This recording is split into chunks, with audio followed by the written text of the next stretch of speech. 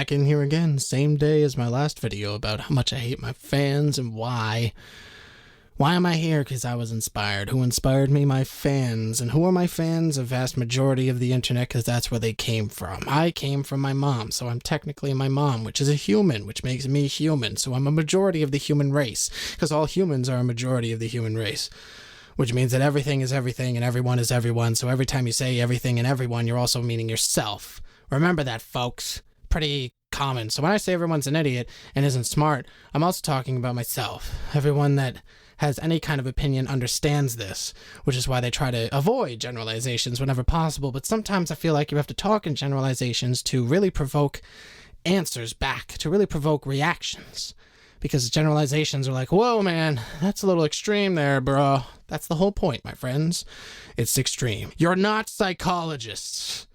None of you are psychologists. And if you were psychologists, and if you are psychologists and you're behaving the way you are, you will never be successful in your field. And everyone who's ever used you was ripped off by you because you are not a psychologist. You are not getting the correct results, and you are not taking the right amount of time to get the right results because your opinions are not accurate in any way, shape, or form. A lot of psychologists are crazy on their own. This is because they want to project their own problems onto their victims, clients. And by doing so, they can feel better about themselves, so they can down their own medication that they prescribe to their various clients. You know what? I'm just going to stick with victims. That's really all this entire world is. An entire world of fucking victims. Everyone's a victim of something. You're a victim of bullying. You're a victim of this. You're a victim of murder. You're a victim of racism. You're a victim of discrimination. You're a victim. It's just stupid. But the whole point of being a victim is that it's a lot easier than being an aggressor. When you're an aggressor, you have to answer for something. When you're a victim, people have to answer for you because you're the victim. You have questions that need to be answered. Why? Why? That wonderful why? But anyway, you're not psychologists. Psychologists take a lot of time to draw the conclusions that you're trying to draw about me and others. A lot of people like to draw huge conclusions off of one conversation on the internet. Most of these conclusions are not their own. They prefer to go back to various trolling attempts from people that failed as human beings, trying to make finalized conclusions of personalities of people that they don't agree with. Why? Because they don't agree with them. That's really fair to make decisions like that on. I don't assume that any of you people live in a certain way or your families act to you in certain ways. I just assume that you're stupid. Why? Because you exhibit the behavior of stupidity. If you don't want me to think you're stupid, don't act like you're stupid. If you don't realize you're acting like you're stupid, guess what? You're stupid, and you can't stop it. So just either accept it or don't talk to me, because I'm going to call you stupid. I can't stop that in myself. I feel like by not calling you stupid, I'm lying to you, and I value you as a human being so much that I wouldn't lie to you even if it hurts you and me, because then I would lose your wonderful companionship.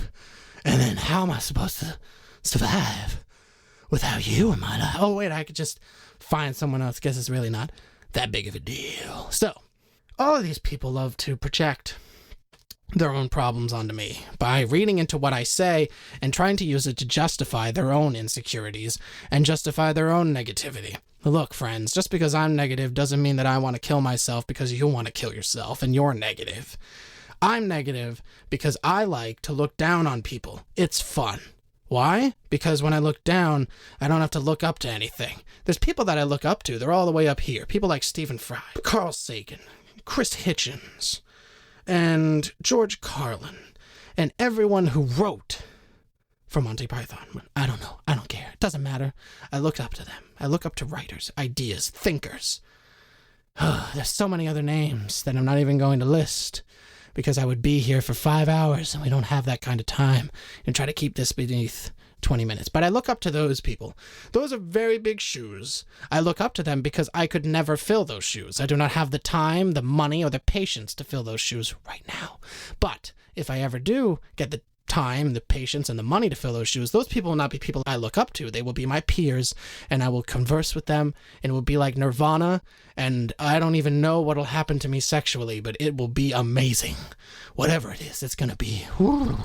I salivate even thinking about it. But the point is, I like to look down at people for now, because it makes me feel like I'm one of them, even though I'm not. I'm just putting my problems out there for you so that you don't have to try to assume Because guess what? You're bad at that. You're wrong. You're very bad at assuming things. So that's one of my problems. The other problem is I have a gigantic ego. Huge ego. Whoa. H-U-G-E-W-O-A-H. Huge. Whoa. Ego. That's whoosh. Now, this means that I could never kill myself. Are you kidding me? It's not a huge ego in a sense where no one's allowed to take my life but me. That's stupid. If I'm dead, I can't hear myself talk. What, are you kidding me? I love my voice. That's one thing I love more than anything else in the world, and no one will ever love it more than I do.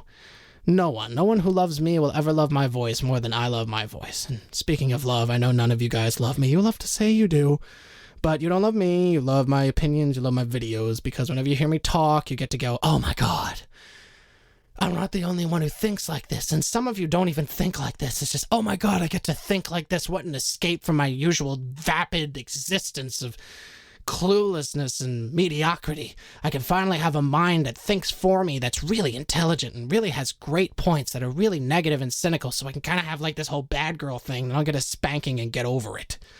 Look, people, you're really wasting your time in trying to identify with me.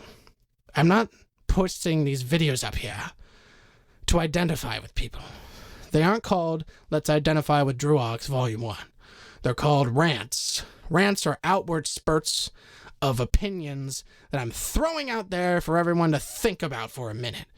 You don't have to agree with me. You don't even have to disagree with me. In fact, you can just ignore them if you want. I don't care. They're just there. So that if you ever want a bunch of points to think about, here they are. Here you go.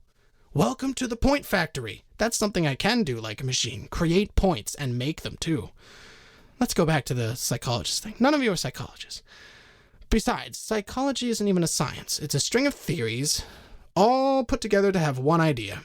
And this idea takes a lot of time to create. And this idea is, of course, who the fuck am I? And who the fuck are you? It takes a lot of time. A lot more than one conversation. For those of you that have ever went to therapy, you can attest for the fact that you didn't have one conversation and go home. And even if you did have one conversation, this one conversation lasted multiple hours, not a couple sentences that you typed back and forth on YouTube.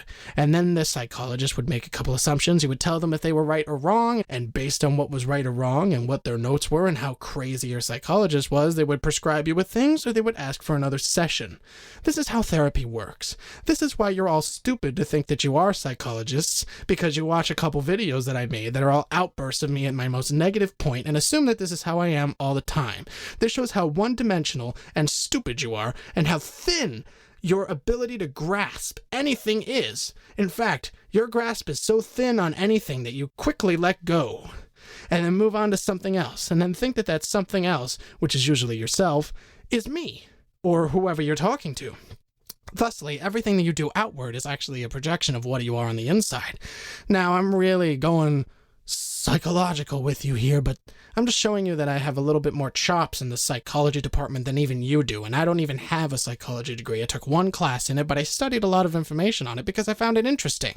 I find the human mind very interesting because there are human minds like Carl Sagan, Stephen Fry, and Christopher Hitchens. I mean, these human minds existed. I want to know why. I want to know what makes them tick. I also want to know what makes serial killers tick, because that's like the opposite. They are just as productive and amazing and intelligent. They're just as creative, witty, and amazing. But they're so negative, and they're so mean, and they're so cruel, and they're so visceral. So I want to know, what is it about them that makes them equal to them, but makes them want to kill? I mean, they have the same heightened sense of self, but it takes them down such a negative road. It's so interesting in and of itself. Does the knowledge create this self-destructive entity that wants to hurt others so that, I don't know, they can show their superiority? Does their knowledge of how stupid the human race is devalue the average life of an average human being to the point where they just find them expendable and they do it for entertainment of a sexual reason, which a lot of them will tend to do?